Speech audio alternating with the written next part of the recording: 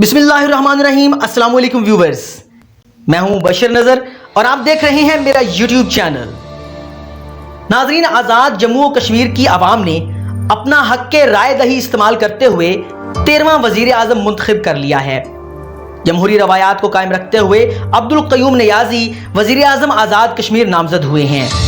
तफसीलात के मुताबिक पाकिस्तान तहरीक इंसाफ ने आज़ाद कश्मीर असम्बली में 32 नशिस्तें हासिल की, लेकिन वजीर आजम के इंतखाब के वक्त पाकिस्तान तहरीक इंसाफ के नामजद उम्मीदवार अब्दुल क़य्यूम नियाज़ी को एक इजाफी वोट के साथ कुल 33 वोट पड़े और अब्दुल क़य्यूम नियाज़ी अगले 5 साल के लिए वजीर आजम आज़ाद कश्मीर नामजद हुए।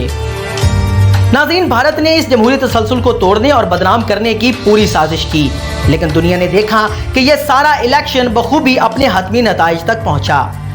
नाज़रीन, जबकि यहाँ अगस्त 2021 में आज़ाद कश्मीर के 13वें वज़ीर आज़म का इंतखाब हुआ, वहीं पर भारतीय दहशतगर्द हुकूमत ने 5 अगस्त 2019 को मकबूजा कश्मीर की खसूसी हैसियत को ख़त्म करते हुए अपने आइन की 2 शिकें आर्टिकल 370 और आर्टिकल 35A का खात्मा कर दिया। इन 2 आर्टिकल्स की मौजूदगी में कश्मीरियों को अलहदा आइन, अलहदा परचम और अलहदा नुक्ता नज़र रखने की कम अज़ कम आइनी ही सही पर आज़ादी तो हासिल थी। इन आर्टिकल्स को खत्म करके भारत ने कश्मीर को दुनिया की सबसे बड़ी जेल में तब्दील कर दिया। दोस्तों, आइए समझते हैं कि आखिर ये दोनों आर्टिकल्स थे क्या।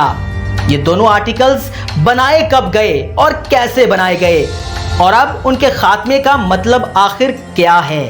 नाज़रीन, सबसे पहले बात करेंगे आर्टिकल 370 की कि आर्टिकल 370 क्या था। नाज़रीन, जम्मू कश्मीर के राजा हरि सिंह के साथ साजबाज करके भारत ने रियासत को मशरूत तौर पर अपने साथ मिला लिया था और उस वक्त राजा को यकीन दिलाया था कि जम्मू और कश्मीर को खसूसी दर्जा हासिल होगा। इस यकीन दहानी को आईनी बनाने और कश्मीरियों के गिर्द जाल को मजीद मजबूत करने के लिए भारतीय आइन में आर्टिकल 370 शामिल किया गया। आर्टिकल 370 को 17 अक्टूबर 1949 को हिंदुस्तान के आइन में शामिल किया गया था। इस आर्टिकल के मुताबिक जम्मू और कश्मीर को जो खसूसी हैसियत हासिल है उसको आपके सामने रखते हैं। नंबर 1, जम्मू और कश्मीर को खसूसी रियासत की हैसियत दी गई। नंबर 2, जम्मू और कश्मीर को अपना एक अलग आइन बनाने और हिंदुस्तानी आइन को नाफिज ना करने की इजाजत दी गई। नंबर 3, जम्मू और कश्मीर के बारे में पार्लियामेंट के कानूनी इख्तियारात को पाबंद किया गया। नंबर 4, रियासत कश्मीर दिफाई, मालियाती, मवासलाती और खारजा अमूर को छोड़ के किसी और मामले में वफाकी हुकूमत, मरकजी पार्लिमान और रियासती हुकूमत की तौसीक व मंजूरी के बगैर कश्मीर में भारतीय कवानीन का निफाज नहीं किया जा सकेगा। यानी कि कश्मीरियों की इजाज़त के बगैर कश्मीर में कोई भी कानून नाफिज नहीं किया जाएगा।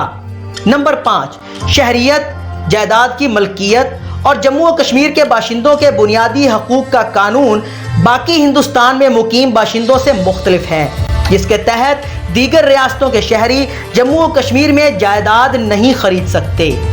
नंबर 7, मरकज यानी भारत को मकबूजा कश्मीर में माली एमरजेंसी का ऐलान करने का इख्तियार नहीं है। भारतीय आइन की आर्टिकल 370 के तहत मकबूजा कश्मीर को खसूसी दर्जा हासिल था और इस आर्टिकल के तहत मकबूजा कश्मीर की अलहदा असम्बली, अलहदा परचम और अमूर खारजा और दिफा के अलावा तमाम मामलात में कश्मीर को आज़ादी हासिल थी।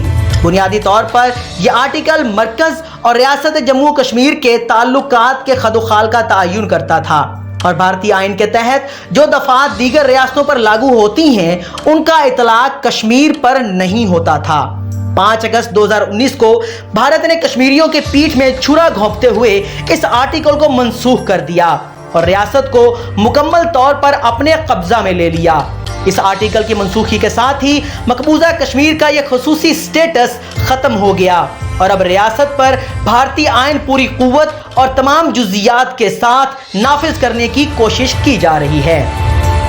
नाज़रीन, अब बात करते हैं कि आर्टिकल 35A क्या था। आर्टिकल 35A के खात्मे के साथ ही आर्टिकल 370 के खात्मा जब हुआ तो उसके साथ ही आर्टिकल 35A की भी मौत हो गई। यह आर्टिकल 1954 के एक सदारती हुक्म के तहत शामिल किया गया था। आर्टिकल 35A आर्टिकल 370 से ही निकाला गया था। इस आर्टिकल के मुताबिक कश्मीर को जो हैसियत हासिल थी वो आपके सामने तरतीब वाइज रखते हैं।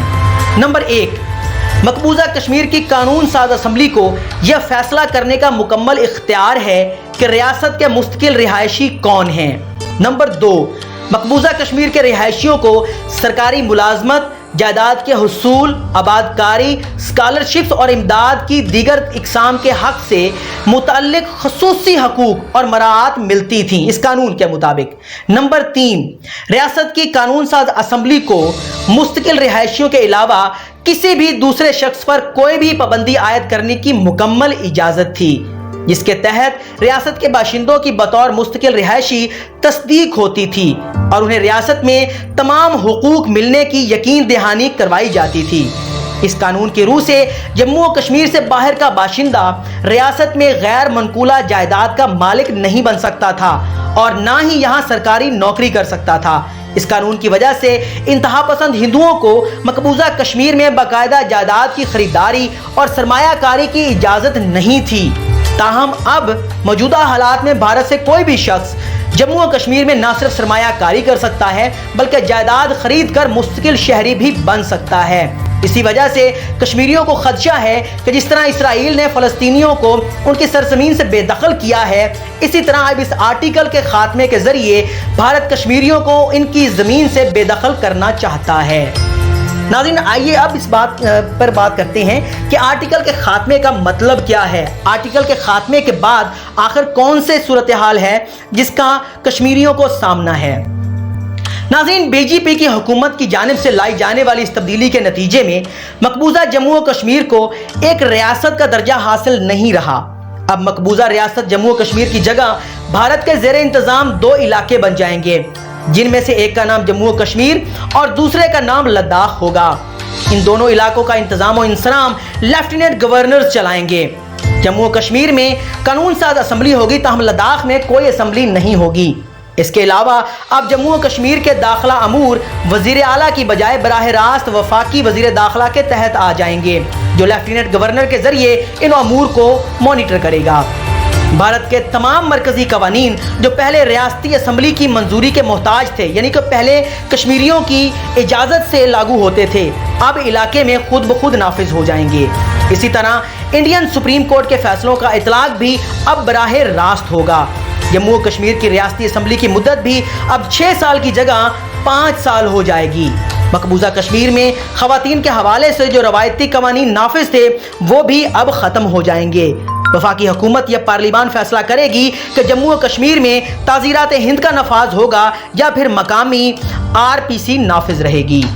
تو ناظرین، یہ تھا موازنہ آزاد کشمیر کا اور مقبوضہ کشمیر کا۔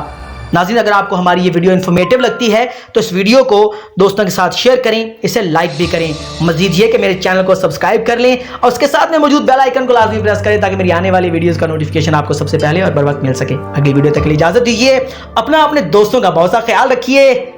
فی امان اللہ۔